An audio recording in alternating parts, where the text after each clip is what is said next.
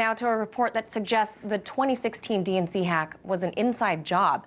Former NSA employees have begun to examine the 2016 DNC hack and suggested that it had to be someone with access to the DNC internal systems. RT's Trinity Chavez explains. Former NSA intelligence officers are saying there was no hack of the DNC system last year, but instead it was a leak, and they claim hard evidence proves it. Published this week in The Nation, the lengthy article details for the first time what the experts call solid evidence in the case. Their results? There was no hack of the Democratic National Committee system on July 5th last year. Not by the Russians, not by anyone else. Hard science now demonstrates it was a leak, a download executed locally with a memory key or similarly portable data storage device. After analyzing the transfer rate of the alleged hacked material, the experts found the transfer times of the files would simply be impossible without someone being actually in the DNC building. According to the report, on July 5th, 2016, 1,976 megabytes of data were downloaded from the DNC server. The operation took 87 seconds. This produces a transfer rate of 22.7 megabytes per second.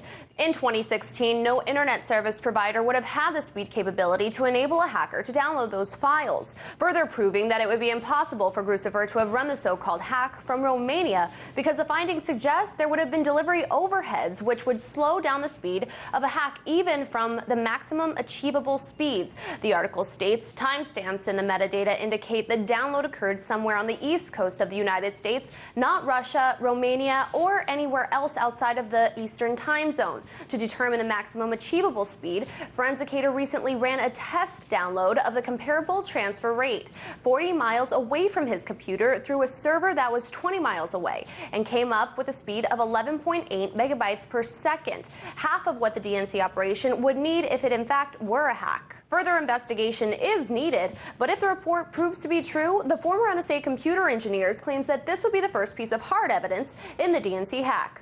Reporting in New York, Trinity Chavez, RT. And a new article in The Nation magazine questions the allegations that Russia hacked the DNC computers.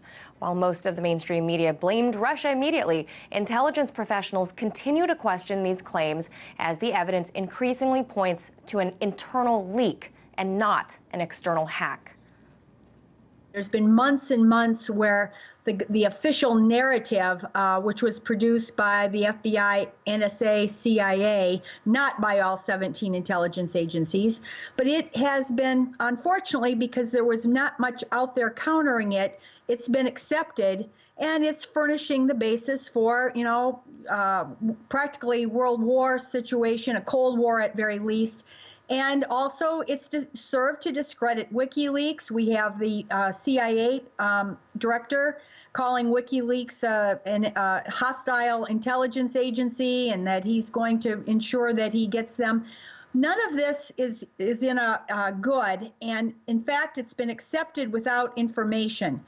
You will see a really lot of comprehensive, detailed information, a timeline that really shows how this,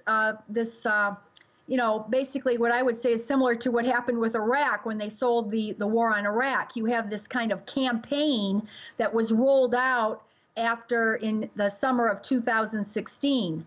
And so if you really look at the evidence right now, and it's not conclusive, but if you look at the evidence, there are just lots of holes and gaps in the official narrative that the United States intelligence agencies, again, this wasn't done the proper way. It was not the whole intelligence community, just the CIA, and they were only basing their conclusions on work that was done by CrowdStrike. CrowdStrike is a biased cyber, and faulty, by the way. They've been proven faulty more than once. And they're very biased because they're headed by Alperovich, if I'm pronouncing his name correctly, who is an anti-Russian ideologue on Atlantic and also other things. And so when the FBI did not do its own work, they relied on CrowdStrike. And very quickly, CrowdStrike said within a couple of days, this is Russia. Those conclusions now have lots of holes in them.